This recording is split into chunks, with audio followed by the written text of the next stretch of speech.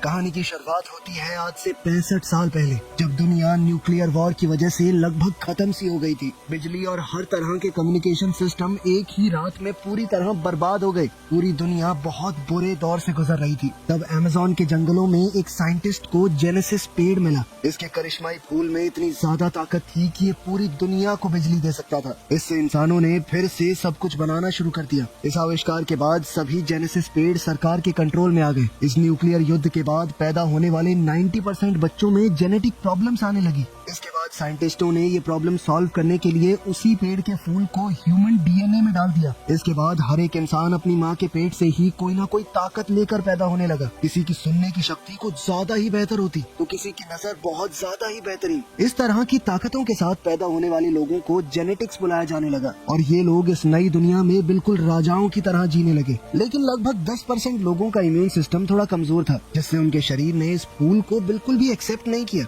इन लोगों को स्पेशल्स बोला जाने लगा और इन्हें सिर्फ छोटे मोटे काम दिए जाते, जैसे साफ सफाई, मेंटेनेंस वगैरह। अब हम जेनेसिस इंस्टीट्यूट में क्लोई को देखते हैं, जो इस वक्त एक स्टूडेंट बनकर क्लास ट्रिप पर गई है और उसका व्हील चेयर वाला पार्टनर लियोन सफाई करने वाला बनकर वहाँ आया। सबका ध्यान हटते ही लियोन ने एक डिवाइस की मदद से बंद दरवाजा खोला और प्राइवेट एरिया में घुस गया। मैप चेक करते ही उसे पता चला कि 2 गार्ड पास में ही खड़े, तो उसने वहाँ पर एक छोटा चूहे जैसा खिलौना भेजा। गार्ड्स उसके पीछे गए, उसे पकड़ा तो उस चूहे के अंदर से स्लीप गैस निकली, जिससे दोनों गार्ड बेहोश हो गए। लियोन ने उनकी चाबियां ली, वेंटिलेशन सिस्टम तक गया और गैस का टैंक जोड़ दिया। जिसके बाद स्लीपिंग गैस ने पाइप्स के अंदर से जाकर साइंटिस्टों को सुला दिया। फिर उसने मास्क पहना और लैब में घुसने की कोशिश की, पर उसका कोड गलत निकला। उसने क्लोई को कॉल किया और सही कोड लाने को कहा। मेन लॉबी में क्लोई ने कुछ लड़कों को स्पेशल्स के बारे में बोलते सुना कि उन्हें तो मार देना चाहिए। क्लोई ने उनसे झगड़ा शुरू कर दिया। बाकी बच्चे भी उन्हें उकसाने लगे। एक गार्ड भाग कर आया। क्लोई ने बेचारी बनकर गार्ड से मदद मांगी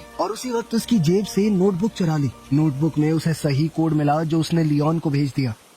कोड मिलते ही लियोन जल्दी से लैब में घुस गया। उसने अपनी माँ की पुरानी घड़ी निकाली, जिसमें लिखा था कि हम सब एक हैं, हम सब बराबर हैं। ये पढ़कर उसे हिम्मत मिली। उसने एक लिवर खींचा, मशीन खुली और अंदर जेनेसिस ट्री था। उसने एक पुराना हथियार लिया और शीशे के अंदर छेद करना शुरू किया। लेकिन जैसे ही वो फूल तोड़ने लगा, पेड़ ने बहुत सारे स्पाइक शूट कर दिए और अचानक से अलार्म बजने लगा। लियोन ने फिर भी फूल को एक ब्लू कैप्सूल में पैक कर लिया। अनाउंसमेंट हुई कि ये बिल्डिंग अब लॉकडाउन में जा रही है और सबको जल्द से जल्द बाहर निकलना होगा। क्लोई लियोन का इंतजार करना चाहती थी, पर गार्ड्स ने उसे बाकी स्टूडेंट्स के साथ बाहर भेज दिया। किसी तरह किस्मत से लियोन भी समय रहते बाहर आ गया। बाहर लियोन ने जानबूझकर क्लोई को टक्कर मारी और उसका टेडी बियर नीचे गिरा दिया। उसने टेडी वापस देने से पहले कैप्सूल को टेडी के अंदर छुपा दिया। जब गार्ड्स ने लियोन की जेब चेक की तो उन्हें सिर्फ एक घड़ी मिली। उन्होंने घड़ी पर लिखी हुई बात का मजाक उड़ाया और साथ ही लियोन को फ्रीक कहकर पुकारा। एक आदमी बहुत ध्यान से सभी स्टूडेंट्स को चेक कर रहा था, लेकिन उसने भी ये तो नहीं सोचा कि इस टेडी के अंदर फूल छुपा हुआ होगा।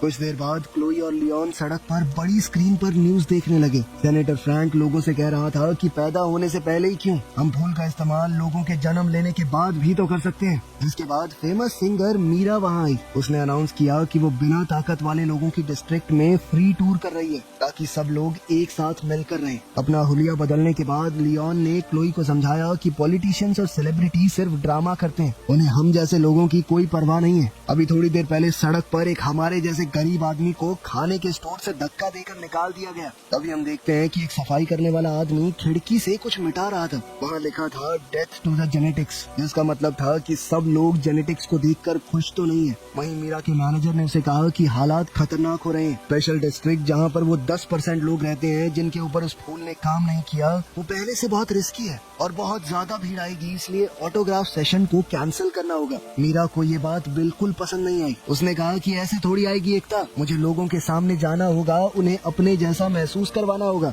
उसने इवेंट को कैंसिल करने से मना कर दिया। क्लोई और लियोन जब घर जाने लगे तो स्पेशल डिस्ट्रिक्ट के गेट पर गार्ड्स ने उनकी आईडी चेक की। लियोन शॉपिंग करने गया, तब क्लोई टीवी पर फ्रैंक का इंटरव्यू देख रही थी। अब फ्रैंक बोल रहा था कि उसने ऐसी दवाई बनाई है जिससे वो 10% लोग जिनके अंदर ताकत नहीं आई थी, वो भी अब इस ताकत को महसूस कर पाएंगे। उन्हें भी अब बाकी सब जैसा बनाया जा सकता है। क्लोई ये देखकर बहुत खुश हुई, लेकिन लियोन ने कहा कि ये सब झूठ है। फिर वो दोनों अपने घर गए एक छोटी सी वर्कशॉप में। क्लोई क्लोई वहाँ पौधे उगाती है और लियोन कुछ डिवाइसेस बनाता है। लियोन फूलों से वो हिस्से निकालता है जिनके अंदर ताकत है और उनकी मदद से अपाहिज लोगों के लिए खास तरह के प्रोस्थेटिक्स बनाता है ताकि वो लोग भी एक आम जिंदगी जी सके। क्लाइंट्स के पैसों से उनका रोज का गुजारा हो जाता है। क्लाइंट्स का काम खत्म होने के बाद एक आदमी ने जेनेटिक डिस्ट्रिक्ट से कॉल किया और कहा कि मुझे कुछ ठीक करवाना है। क्लोई ने मना कर दिया, ये कहकर कि हम लोग कहीं जाके ठीक नहीं करते, दुकान पे ही आना पड़ेगा आपको। और जब लियोन ने सुना कि वो आदमी 3 गुना पेमेंट देगा तो उसने कहा कि कोई नहीं, आ जाएंगे। क्लोई डर गई क्योंकि ये थोड़ा इलीगल काम था।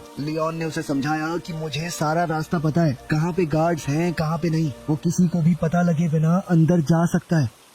अब वो दोनों एक महंगे से रेस्टोरेंट में पहुंचे जहां कुक ने उन्हें पीछे के दरवाजे से अंदर लिया। वो कुक भी उन्हीं की तरह था। उसके पास एक मैकेनिकल सूट था जो उसे चलने में मदद करता है अपाहिज होने के बाद भी। अचानक एंटी जेनेटिक्स नाम की गैंग मेन दरवाजा तोड़कर अंदर घुस गई और उन्होंने बिजली भी काट दी। लियोन ने सूट ठीक करने का काम पूरा किया। कुक ने कहा कि मैं देख कर आता हूँ बिजली कैसे चली गई, साथ ही आपके पैसे भी ले आऊंगा। गैंग ने अब रेस्टोरेंट को तोड़ना शुरू कर दिया और खास शक्तियों वाले इंसानों को मारना भी। कुछ ही मिनटों में बहुत से टेबल्स टूटे पड़े थे और बहुत सारी लाशें जमीन पर थी। फिर गैंग का लीडर दीवार पर कुछ लिखने लगा। इतने में कुक वापस किचन में आया। उसके शरीर पर खून लगा हुआ था। उसने अपनी आखिरी सांसें भरते हुए क्लोई और लियोन को बताया कि बाहर क्या हो रहा है और फिर दम तोड़ दिया। अब क्लोई और लियोन ने भागने की कोशिश की लेकिन पीछे के दरवाजे पर ताला लगा हुआ था। अब उन्हें यहाँ से भागने के लिए कुछ तो दिमाग लगाना पड़ेगा। लियोन ने क्लोई से कहा कि कुक का मैकेनिकल सूट पहनने में मेरी मदद करो। कुछ मिनट बाद 2 गैंग वाले किचन में आए। उन्हें सिर्फ मरा हुआ कुक ही दिखाई दिया क्योंकि क्लोई और लियोन छुपकर बैठे थे।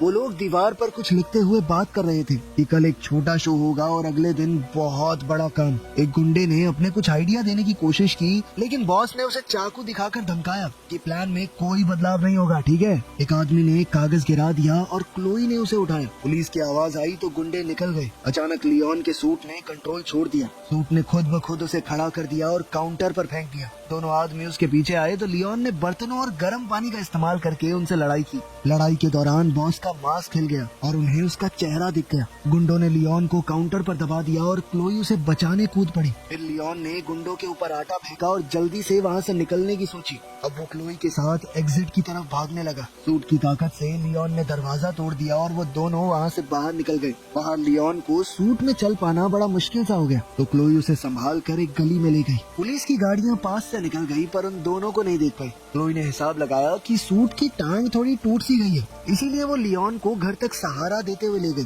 अगले दिन रिपोर्टर्स ने पूरा केस दिखाया और फिर सिक्योरिटी कैमरास के एक फोटो में लियोन और क्लोई भी थे। अब मीडिया बातें फैलाने लगा कि शायद ये भी गैंग के लोग हैं। सारी इन्फॉर्मेशन निकाली गई ताकि पुलिस को भेजी जा सके। स्पेशल फोर्सेस के कैप्टन हजिज ने कहा कि ये बिना खास शक्तियों वाले लोगों का जो एरिया है ना, ये क्राइम का अड्डा बन चुका है। हम जल्द ही स्पेशल डिस्ट्रिक्ट के ऊपर रेड करेंगे। लियोन और क्लोई डर गए क्योंकि उन्होंने उसे पहचान लिया था। दरअसल वो उसी गैंग का लीडर है जिसका चेहरा उन्होंने पिछले दिन लड़ाई में देखा था। क्लोई ने वो कागज खोला और पता चला कि वो मीरा के कॉन्सर्ट का फ्लायर है जिसके अंदर एक छोटा सा मैप बना हुआ है। वो लोग समझ गए कि इस गैंग वाले लोग कॉन्सर्ट पर हमला करेंगे और इस बात के लिए दोषी हम जैसे लोगों को ठहराया जाएगा। लियोन डर कर सामान पैक करने लगा ताकि वो शहर छोड़ दे, पर क्लोई ने कहा कि हमें लोगों को बचाना होगा। सिर्फ हम दोनों हैं जिसे पता है हमला कहाँ होने वाला है। बहुत सारे निर्दोष लोग मरेंगे वहाँ पर, क्या हम ऐसा होने देंगे? इस पर लियोन ने कहा कि एक ऐसा आदमी जिसका नीचे का शरीर चलता नहीं और एक 12 साल की लड़की क्या कर लेंगे? ये सुनकर क्लोई रो पड़ी। उसने कहा कि भैया तुम खुद गर्ज हो, और इतना कहकर भाग गई। लियोन चाहकर भी उसे रोक नहीं पाया। इसके बाद फ्लैशबैक में दिखाया जाता है कि एक जवान लियोन अपने पिता के ऑफिस में घुस गया था अपनी फाइल देखने के लिए। वहाँ उसे पता चला कि वो स्पेशल है। जैसे ही उसके पिता को पता चला कि उसका बेटा एक स्पेशल है, उसके पिता ने उसे वहीं पकड़ लिया। ये सब याद करके और अपनी माँ की घड़ी को देखकर लियोन ने फैसला किया कि उसे कुछ तो करना होगा। कुछ घंटों बाद क्लोई वापस आई और लियोन को सूट को ठीक करते हुए देखा। उसने लियोन की सूट पहनने में मदद की। लियोन ने अपने हाथ पांव थोड़े चलाकर देखे और कहा कि वो ह्यूजेस को पकड़कर उसके गुनाह कबूल करवाएगा उससे। लियोन ने कुछ अबाड़ कबाड़ चीजों से अपने लिए हथियार बना लिए और लोहे तक को मोड़ देने की अपनी ताकत दिखाई। क्लोई को सूट के अंदर कुछ खास तरह की तारें दिखी तो वो एक केमिकल बनाने दौड़ी जिससे सूट में लगे हुए हथियार एक्टिवेट हो जाएं। उसी वक्त मीरा स्पेशल डिस्ट्रिक्ट में कॉन्सर्ट कर रही थी। जनता उसे देखकर पूरी तरह बेकाबू हो गई। फ्रेंड्स को लोग धक्का मारने लगे। सिक्योरिटी उन्हें जैसे तैसे पीछे कर रही थी। कॉन्सर्ट के बाद मीरा बस में चढ़ने जा रही थी, तब गार्ड्स ने उसकी सिक्योरिटी और मैनेजर को मार कर गिरा दिया। फिर रेबल्स ट्रक में आ गए और दीवारों पर अपना मैसेज लिखने लगे। हजेस ने मीरा को धमकाया कि चुपचाप हमारे साथ चलो वरना बुरा होगा। तभी लियोन वहाँ पर सूट और मास्क पहने आ गया। वो बालकनी से नीचे कूदा और सीधा हमला करना शुरू कर दिया, लेकिन क्लोई के केमिकल्स की वजह से सूट में पौधे उग गए। ये देखकर गुंडे हंसने लगे, लेकिन लियोन ने उन पौधों का ही इस्तेमाल कर लिया। एक आदमी गैस से गिर गया, दूसरा बेलों में उलझ गया। क्लोई ने एक चोरी की हुई गाड़ी से मीरा को आवाज लगाई, जबकि लियोन हजेस और उसके लोगों से लड़ने लगा। शुरुआत में तो लियोन बढ़िया मुक्के पेल रहा था, लेकिन फिर पूरी गैंग ने उसे घेर कर नीचे गिरा लिया। तब क्लोई ने गाड़ी से एक आदमी को टक्कर मारी। लियोन मौका देखकर गाड़ी में बैठ गया, लेकिन मीरा चीखने लगी। समझाने का वक्त नहीं था तो क्लोई जल्दी से गाड़ी भगाकर सबको वहाँ से ले गई। उन दोनों ने जल्दी से घर पहुंचकर दरवाजे बंद कर दिए। बाहर गैंग वाले उन्हें सड़कों पर ढूंढ रहे थे। वहीं टीवी पर रिपोर्टर्स बोल रहे थे कि मीरा को किडनैप करने की कोशिश की गई, लेकिन एक अनजान हीरो ने उसे बचा लिया। दूसरी ओर मीरा ने देखा कि लियोन घायल हो गया था। अब उसने जल्दी से लियोन के जख्मों पर मरहम पट्टी की और बताया कि मैं पहले एक डॉक्टर बनना चाहती थी। क्लोई ने लियोन की एकदम फ्लावर हीरो जैसी ड्राइंग बना दी, जो लियोन को तो बिल्कुल पसंद नहीं आई, लेकिन मीरा ने कहा कि नहीं है तो बढ़िया। अब लियोन ने मीरा को हजेस का सच बताया। इस पर मीरा कहने लगी कि देखो अब मैं जल्द से जल्द घर जाना चाहती हूँ। कल मेरा एक इवेंट है फ्रैंक के साथ फैमिली सेंटर में।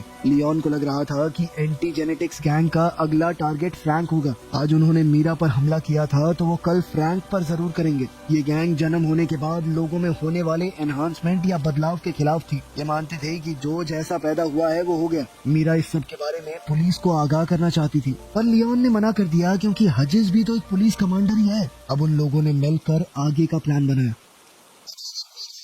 फैमिली प्लानिंग सेंटर गए, जैसे वो कोई नया शादीशुदा जोड़ा हो जो अब बच्चे करना चाहते हैं। मीरा फेमस थी तो उसने डॉक्टर से कहा कि सर मैंने अपॉइंटमेंट नहीं ली और ना ही किसी को आज तक अपने पति के बारे में बताया, क्योंकि मैं मीडिया से अपने परिवार को बचाना चाहती हूँ। लियोन ने डॉक्टर को जैसे तैसे मना लिया कि वो उन्हें अपनी फैसिलिटी का एक टूर दे। इस सब के दौरान लियोन ने बड़ी चालाकी से एक चाबी चुरा ली। फिर उसने वहाँ काम करने वाले लोगों का ध्यान भटकाया, ये कहकर कि मीरा अब सबके लिए परफॉर्म करेगी। ये कहकर उन्होंने सभी लोगों को एक कमरे में इकट्ठा कर दिया। तभी एंटी जेनेटिक्स गैंग के लोग आ गए और लियोन लॉबी में उनसे भिड़ गया। गुंडे उस पर टूट पड़े तो लियोन ने गैस बॉम्ब्स छोड़े, जिससे उनके मास्क तक पिघल गए। शुरुआत में लियोन बहुत बढ़िया लड़ रहा था, लेकिन वो लोग बहुत ज्यादा थे। उन्होंने उसे नीचे गिरा लिया और वो गुंडे मिलकर उसे मारने लगे। हजेस ने उसका मास्क उतारा और उसके चेहरे पर बार बार मुक्के मारने लगा। तभी अचानक फ्रैंक की सिक्योरिटी आ गई और गुंडे भाग गए। इस पर मीरा ने बताया कि उसने ही फ्रैंक को कॉल किया था, क्योंकि वो समझ गई थी कि गुंडे ज्यादा होंगे, लियोन अकेला नहीं संभाल पाएगा।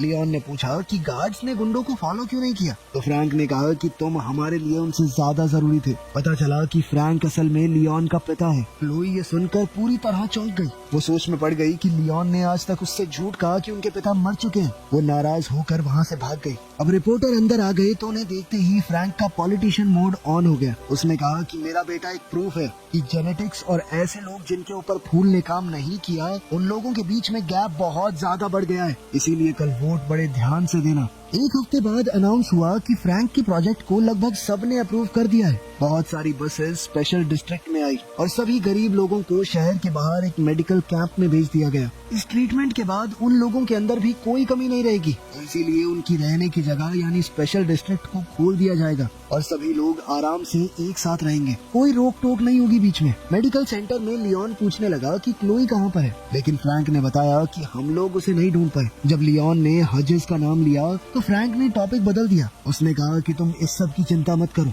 मैं बस तुम्हारा इलाज करना चाहता हूँ। लियोन ने याद दिलाया कि जब आपने माँ का इलाज करने की कोशिश की थी तो वो मर गई थी, याद है आपको? फ्रैंक ने माफी मांगी और ये माना कि मुझसे गलती हुई है। उसने बताया कि तुम्हारी माँ ने एक लेटर भी छोड़ा है, लेकिन मैं आज तक डर रहा था उसे तुम्हें देने से। जब तक मैं हिम्मत जुटा पाता तुमने घर छोड़ दिया था।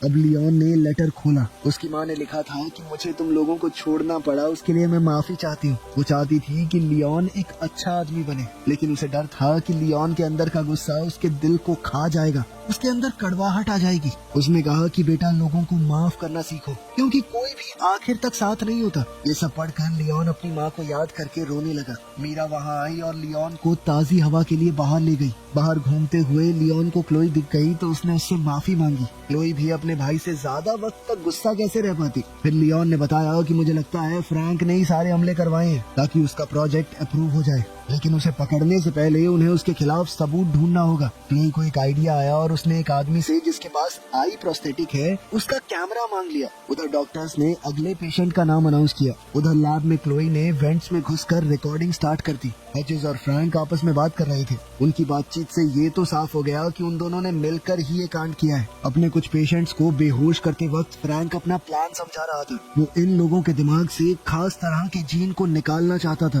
फिर वो उस जीन को उन लोगों के अंदर इंजेक्ट करेगा जिनके अंदर खास ताकत थी। फ्रैंक इसे इंसानों का अगला एवोल्यूशन कह रहा था। फ्रैंक ने बताया कि इससे वो लोग और बेहतर हो जाएंगे, हमेशा जवान रहेंगे चाहे कोई भी उम्र हो। उसे स्पेशल्स यानी इन अपाहिज लोगों की कोई परवाह नहीं थी। इन लोगों का तो सिर्फ वो इस्तेमाल करना चाहता है उस जीन को निकालने के लिए। थोड़ी देर बाद क्लोई ने टेंट में सबको रिकॉर्डिंग सुनाई। मीरा रोते हुए वहाँ मौजूद सभी स्पेशल्स से माफी मांग रही थी क्योंकि उसे इस बारे में कुछ नहीं पता था। लियोन ने अपनी माँ के मैसेज को दोहराया कि हम सब एक बराबर हैं, हमारे अंदर कोई कमी नहीं है, इंसान है हम भी। ये बातें कहते हुए उसने सबको लड़ाई के लिए उकसाया। उसने कहा कि मुझे किसी भी हालत में मेरा सूट चाहिए। इस पर क्लोई ने बताया कि मैंने पहले ही स्टोरेज की चाबियां चुरा ली हैं। अगले दिन फ्रैंक और कुछ नर्सेज लियोन के कमरे में आ रहे थे उसका इलाज करने के लिए। लियोन ने चद्दर के नीचे अपना सूट पहना हुआ था। उसने तुरंत अपने पिता को पकड़ लिया और नर्सेज से वो इंजेक्शन छीन लिया। फ्रैंक ने कहा कि मैंने ये सब तुम्हारे लिए किया है बेटा, मैं तुम्हारा इलाज करना चाहता हूँ। लेकिन लियोन ने कहा कि तुम एक हैवान हो और कुछ नहीं। अब लियोन ने उसे कमरे के अंदर बंद कर दिया। उसने क्लोई से थोड़ा बारूद लिया और सिक्योरिटी रूम की तरफ दौड़ने लगा। वहाँ मौजूद गार्ड से लड़कर उसने उन्हें गिरा दिया, लेकिन एक गार्ड ने जल्दी से अलार्म बटन दबा दिया ताकि सबको इस गड़बड़ी का पता चल जाए। उधर क्लोई ने कैमरा को कंप्यूटर से कनेक्ट किया ताकि वो पूरी रिकॉर्डिंग पुलिस को भेज सके सबूत के तौर पर। लियोन के जाने से पहले मीरा ने उसे किस किया और कहा कि लौट कर जरूर आना। उधर टेंट वाले एरिया में हचेस अपनी गैंग के साथ आ चुका है। लियोन और स्पेशल्स ने उन्हें घेर लिया और बहुत बड़ी लड़ाई शुरू हो गई। स्पेशल्स के पास सिर्फ बर्तन, पाइप्स जैसी नॉर्मल चीजें थी, लेकिन उनकी तादाद ज्यादा होने की वजह से लड़ाई बराबर की चल रही थी। वहीं लियोन का सूट उसे एक वक्त पर बहुत सारे लोगों से लड़ने की ताकत दे रहा था, लेकिन हचेस ने बैकअप बुला लिया और हथियारों वाले बहुत से लोग आ गए। कई स्पेशल्स लड़ते हुए गिर रहे थे। वहीं लियोन हचेस से अकेले लड़ रहा था। कुछ देर बाद हचेस ने लियोन को नीचे गिरा दिया और लियोन ने भागकर बचने की कोशिश की। उधर सिक्योरिटी रूम में एक आदमी ने मीरा को गले से पकड़ लिया। तभी एक स्पेशल वहां आया और जल्दी से उस आदमी को मार गिराया। कंप्यूटर ने आखिरकार फुटेज अपलोड कर ही दी और क्लोई ने जल्दी से पुलिस को बुलाया। उधर लैब में लियोन अपनी जान बचाने के लिए रेंग रहा था। हचेस ने पीछे से आकर उसे मारा। अब टेबल्स और कंट्रोल पैनल के बीच में उनकी लड़ाई हो रही थी। लियोन ने जेनेसिस पेड़ की मशीन खोल दी और फिर एक चीज फेंक कर मारी जिससे शीशे के ऊपर क्रैक आ गया। उसकी इस हरकत के बाद तो हचेस ने लियोन को पकड़कर और मारा और उसे मशीनों के ऊपर फेंक दिया। इससे पूरा शीशा ही टूट गया। अब हचेस उसे मारने ही वाला था जब लियोन ने अचानक ही एक फूल तोड़ दिया। अब तक वो जान चुका था कि फूल तोड़ने से पेड़ के अंदर से स्पाइक निकलेंगे। वो हचेस के चेहरे में घुस गए और वो गिर पड़ा। वहीं पुलिस ने आकर फ्रैंक के सारे लोगों को अरेस्ट कर लिया। उन्हें कई सारे सबूत भी मिले। तभी क्लोई और मीरा लियोन को देखने के लिए भाग कर आई और इस बार लियोन ने आगे बढ़कर मीरा को चूम लिया। एक हफ्ते बाद सभी न्यूज चैनल्स फ्रैंक के इस घिनौने प्लान को एक्सपोज कर रहे थे। लोग कह रहे थे कि एक मास्क वाले आदमी ने सबको बचाया है। अफवाह थी कि वो फ्रैंक का बेटा है, लेकिन पुलिस वालों ने इस बात को नकार दिया। फ्रैंक खुद वहाँ से भाग गया था। अब गवर्नमेंट ने भी लोगों को अलग अलग रखने की अपनी पॉलिसी बंद कर दी। अब सब लोगों को आजादी थी, कोई भी कहीं जा सकता था। इस सब के दौरान मीरा का गला डैमेज हो गया था तो अब वो गा तो नहीं सकती, लेकिन लियोन के साथ अपनी जिंदगी में बहुत खुश है। लेकिन फ्रैंक अभी भी फरार था। कहानी के आखिर में हम उसे देखते हैं कि वो अपने बेटे को दूर से घूर रहा था। वीडियो पसंद आई तो लाइक कर देना।